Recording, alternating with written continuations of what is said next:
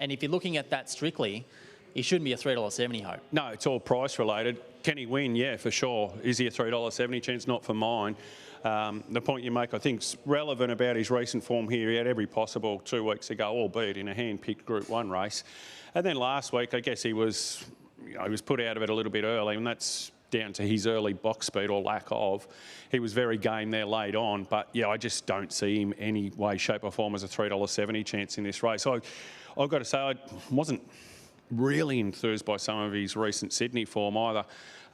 Yeah, excellent last week, can win, but for mine he's under the odds. That's Corburn Magic, number 8, $3.70 at this stage. The one that we've seen take over favouritism was his number 2, Ariane Bale. She's been $4.20 and the $3.50, and last week, uncharacteristically, she went straight to the front. I think that would have shocked everyone. Tonight, it's probably going to be best if she misses the kicker half. Yeah, don't expect it, again, if you're backing her tonight. And, yeah, the point you make is probably relevant. If Corder can just step out in front of her and create a good path, like you said, he's going to want to push up the track a bit. He'll create some room for her down on the inside. She just has to make sure, and I think this is imperative, that she gets in front of Golden Ratio early. Because if Golden Ratio gets in front of her, they both are hard runner honours, both want to be on the fence. She just could be a bit of a speed hump.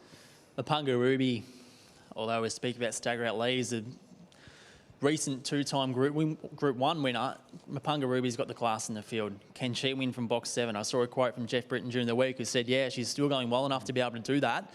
On paper, it looks difficult with so much speed underneath her. Yeah, that's right. Look, I wouldn't say she can't win, but the point you make with Golden Quest and Aston Velvet there, where will she get to in that run of the first turn, especially if Corder steps out from box 1 and he wants to push up the track a bit.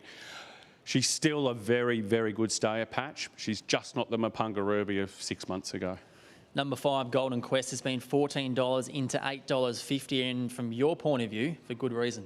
Yeah, she's my on-top selection here, Golden Quest. I like her preparation into this. Michelle gave her sort of 2 weeks off after the maidment where she ran really well behind Black Sail. She then ran second to a dog I really like, Jackpot Joan, and then her first 700 in a month was here last week, where she led for a very long way against Stagger Out Lee. And the point needs to be made, Stagger Out Lee got straight to second behind her. You'd have thought she'd probably accost her a little bit earlier than what she did.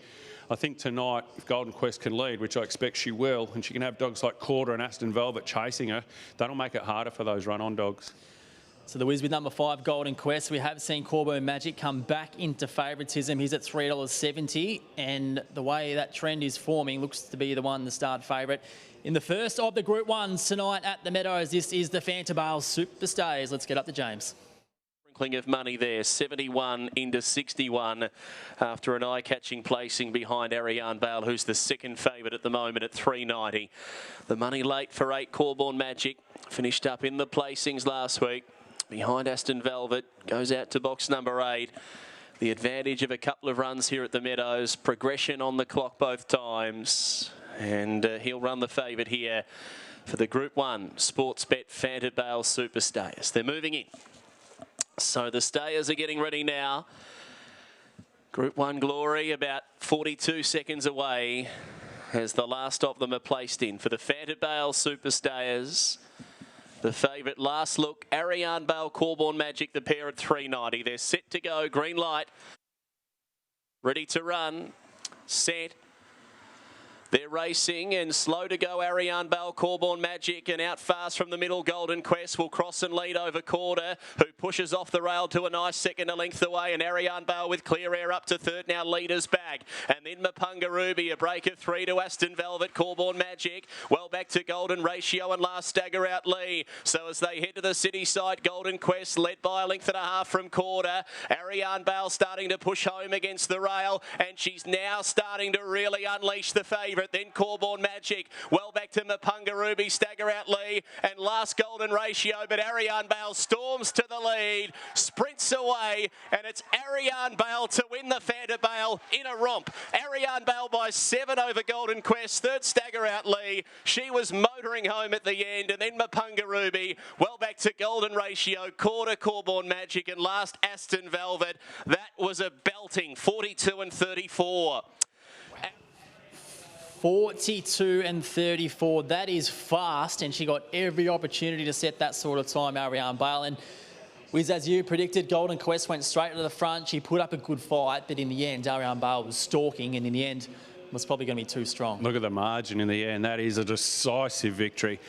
I know you'd have got the feeling if you'd have backed Ariane Bale in the run, it was like winning lotto on Thursday and just waiting for the money to hit your account, wasn't it? She just really had to go out there and complete what looked to be set up in the first part of the race. Look, I had something on Golden Quest, but I knew my fate a long, long way out. She's been too good.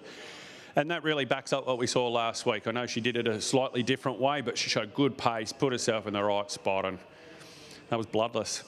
And her run early was perfect according to her plan of winning the race, because she, again, okay, but still poor enough to get behind Quarter, which was absolutely key, which could have had her in all sorts if she got stuck outside. Well, the beautiful thing was that, as we know, Quarter doesn't want to race hard on the fence, so there was always that spot for her underneath him, wasn't there? And once he dropped off, and Golden Quest sort of kept going. She's been excellent, Golden Quest. She's beaten, I know Stagger Out Lee's got out of the pack late to run on, but I mean, for a good portion of the race, she had the rest of the field beaten a fair way. So, look, all honours with the winner. Second's gone unreal. Third, usual, typical, honest self Stagger Out Lee. Yeah, indeed. Full credit to Ariane Bale. Golden Quest has been beaten 7 lengths, so probably running the ballpark of what she'd run typically. Spot on. Over Yep, 700 absolutely. metres. And Stagger Out Lee was in the similar spot to when she won the Group 1 Bold Trees, but instead there was too much traffic in front of her to carve through, and she's been very good in running third. Yeah, certainly she has. And, oh well, it's a Group 1 win for Dan Gibbon, so his meteoric rise continues, Patch. Well, he's been frustrated for a long period of time with Titan Blazer. He just runs place after place and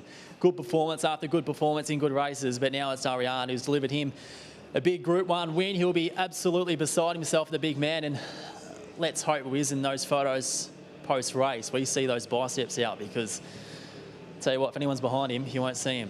Should get the shirt off, I reckon. The button-up shirt will come off quite easily for Big Dan.